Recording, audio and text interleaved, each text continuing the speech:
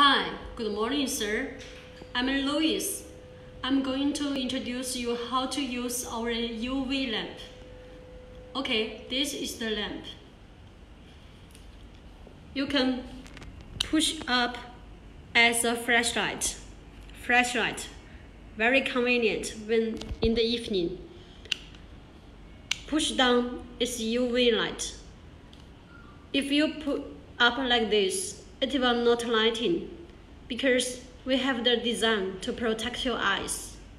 But if you turn off like this, it is UV light. Keep 5 centimeters down. Keep 5 centimeters in 10 seconds.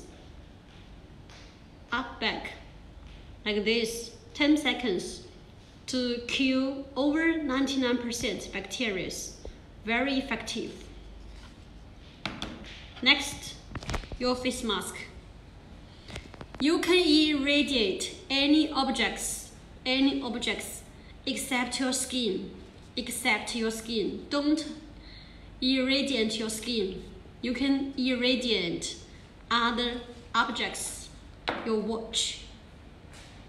10 seconds, keep 5 centimeters. Okay, this is very convenient.